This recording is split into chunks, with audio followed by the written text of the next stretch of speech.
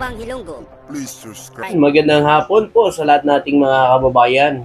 So dito na naman tayo sa banat ng mga didilis ngayon sa ating Pangulong Ferdinand Marcos Jr.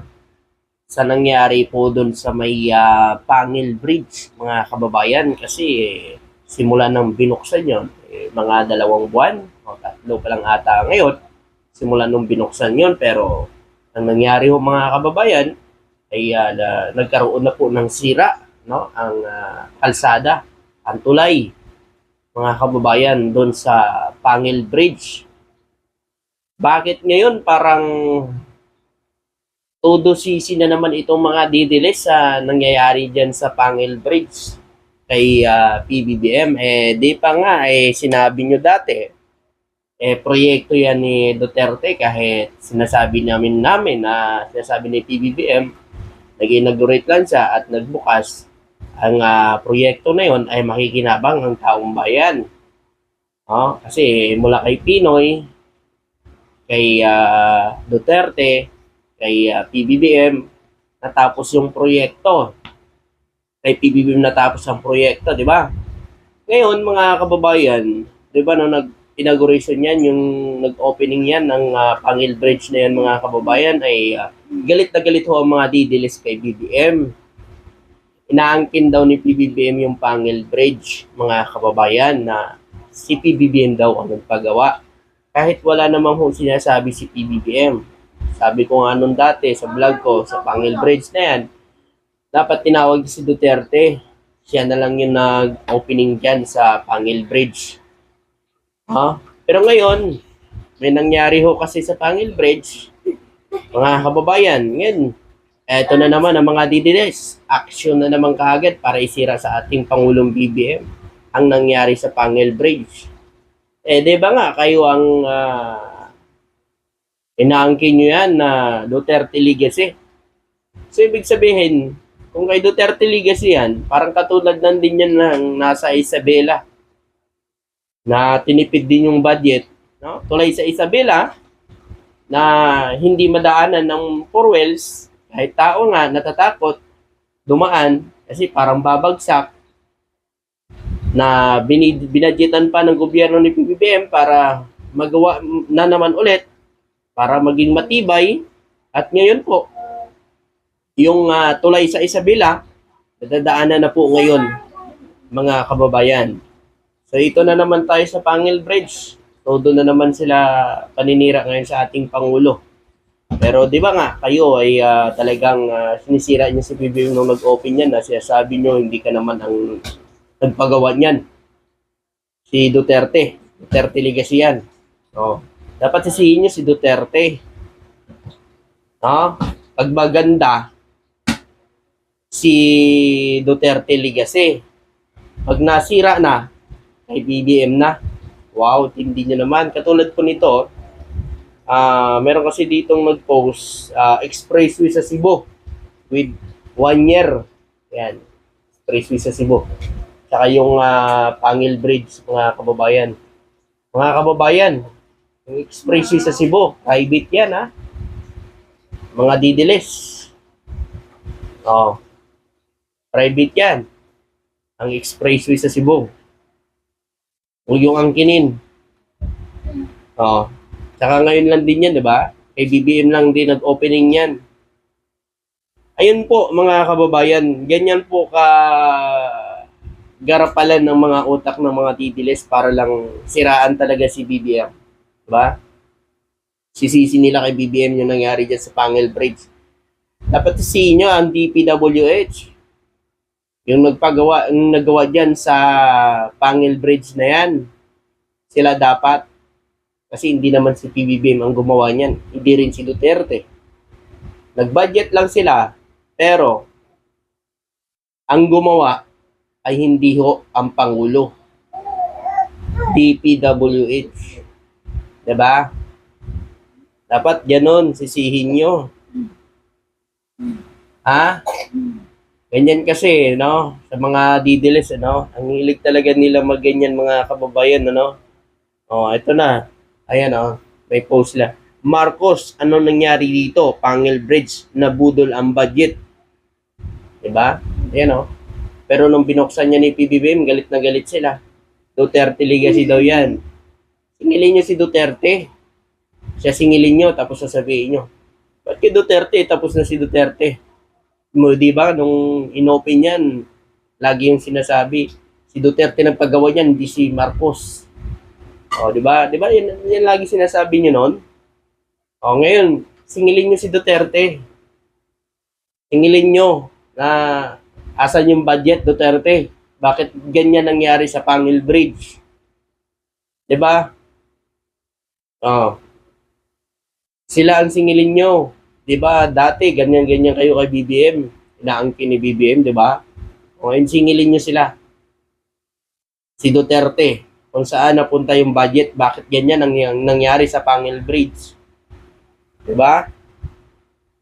Ganun dapat kasi total naangkin nyo naman yung mga proyekto ngayon ni BBM na natatapos, ng mga proyekto, laging sinasabi, Duterte Legacy.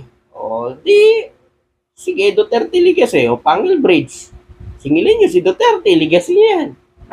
Diba? Ito pa, dagdag ko lang dito, no, mga kababayan.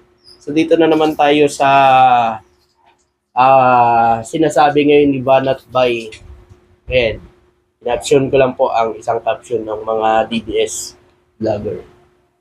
Sabi daw ni Banat Bay, mga kababayan, Banat Bay makukulong 500k para siraan si VP Sara. Sino inuto nyo dito? Wala na ba ibang ibabato? Sa administrasyon ngayon, wala na? Hindi na ako kailangan bayaran. Kasi sira na sila sa taong bayan. Hindi na ako kailangan siraan yan. Kayo pa siguro maniniwala kami. Nabayaran kayo tapos siraan nyo si PBBM. Si House Speaker Martin Romualdez. Naniniwala kami doon. Nababayaran kayo para lang siraan sila. Mas naniniwala kami doon. Kaysa sasabihin nyo, Banat Bay makukulong 500k para siraan si VP Sara.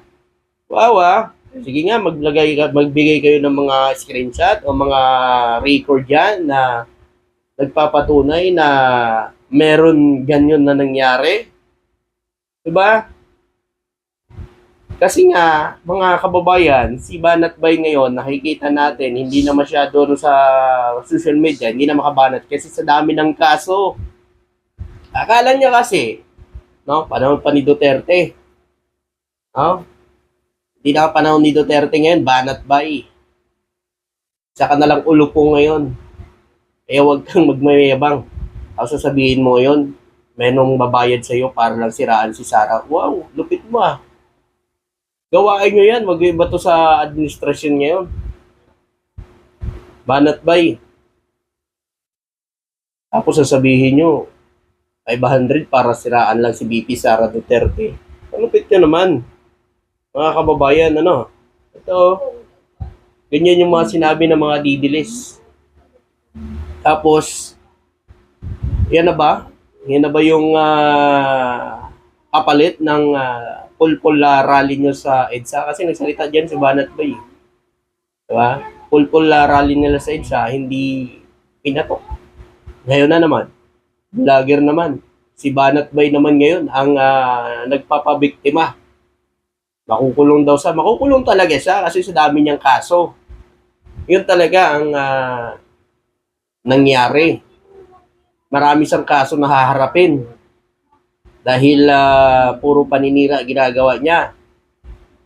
Tulad niya ngayon, sabi niya naman, may babayad. Sino naman magbabayad? Ilabas siya kagad kung sino yan. Huwag lang yung lalabas kayo ng pangalan tapos wala naman kayong ebidensya kaso ka talaga. Dagdag kaso na naman kay Banat Bay kung gano'n. Diba? Kasi dali lang kasi sabihin na binabayaran ka Ang hirap ng patunayan. Dahil noon pa talaga si Banat Bay, bayad bay talaga ang tawag dyan. Bayad bay talaga ang tawag dyan. Diba? Ngayon, sasabihin niya na ganyan, may nag-gary sa kanya para lang siraan si VP Sara. 500 ang bayad. 500,000. Di wow. Galing ah. Galing ng script ah. Mga kababayan ah. Ito lang po mga kababayan, dagdag ko lang dito sa bata na pumunta po doon sa may EDSA, mga kababayan. Ito. Yan. Ayan yung bata na yan na nagsalita doon sa EDSA. Na nagkamali pa ng salita. Naku, siguro mali ng script. Mali yung script kasi ang sigaw niya sana, support sila kay Duterte, pero ang sabi niya, nandito kami para sumuport kay Marcos. Di ba? So, mali ng script ang binigay.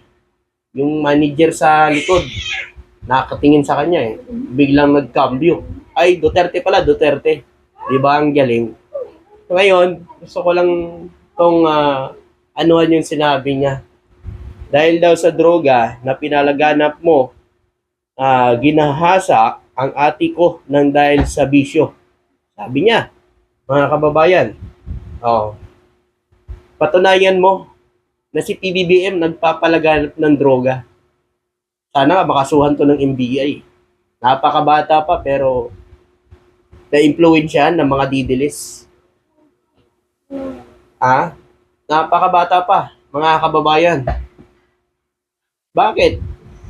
Sigurado ka ba na si PBBM ang papalaganap ng droga na yan? Dahil ba sinabi ng mga didilis na ganun ang sabihin mo, sasabihin mo na rin yung ganyan? Hindi mo ba alam, maaari kang kasuhan dyan sa sinabi mo? Alam nyo, nasa tao na talaga yan. Hindi na ho sa presidente yan, mga kababayan. Nasa tao na yan. Bakit? Ang panahon ba ni Duterte, naubos ba yung droga? With 6 months na pangako? Wala. Hindi yun. Kahit ang daming patayan ho, meron pa rin lumalaganap. Kaya wag yung sabihin na naubos yung droga nun, nabawasan. Hindi. Di ba nga, lumala lang tayo nun eh. Dahil nagka-lockdown. Walang trabaho ang ibang tao. Kaya yung iba, naisipan pa gumawa ng krimen. Kasi nga, wala silang trabaho eh. Pero ngayon mga kababayan, nakikita nyo ba? Meron kayong naririnig na nangyayaring kriminalidad ngayon sa nangyayari kay PBBM? Sa inyo po, mga didilis. Sa inyo, meron kasi kayo lang naniniwala doon, kayo lang gumagawa noon para isisi kay PBBM. Pinapalabas nyo yung mga ganyang pahayag ninyo para makakuha kayo sa simpatya ng tao na ngayon sa administrasyon ni PBBM, garapalan ang nangyayaring krimen pero hindi ho yun totoo. Nagpahayag na po ang ating pulis, mga kababayan. Na simula na maupo si PBBM, ang layo kay Duterte nung panahon ni Duterte kasi grabe talaga ang kriminalidad noon, mga kababayan. Kaysa ngayon kay PBBM. Wala ngang komento sa West Philippine Sea na nangyayari sa West Philippine Sea, mga didilis. Kung mga Pilipino siya. Diba? Ano ba nangyayari ngayon sa West Philippine Sea? Kita nyo ba kung ano ang nangyayari ngayon? Unti-unti na tayo ng China. Buti na lang talaga si PBBM ang naupo. Dahil kung iba, nako naman mga kababayan, kung sila na naman ano ang nangyayari kaya, baka nasakop na tayo dyan sa West Philippine Sea. Pero ngayon, nakikita natin, tuloy yung pangharas ng mga barko ng China, pero hindi ho tumitigil ang Pilipinas sa pag-iit ng karapatan natin dyan sa West Philippine Sea. Ang China kasi mahilig yan manindak. Manindak na manindak. Pag nasindak ka na, talo ka. Yun yung China. Parang ganun din ho yan, ugali ng mga Duterte. Diba? Sisindakin. Tulad yan, nagsisigawan. Pinagmumura si PBBM. Alam niya naman, kaya niyan sindakin si PBBM. Ugaling China yan eh. Kung mahilig manindak. Diba? Akala niya naman kaya sindakin ng isang Ilocano. Nagkakamali siya. Kaso si PBBM, napakabait. Talagang mapagmahal sa mga Pilipino. Maraming salamat at magandang araw.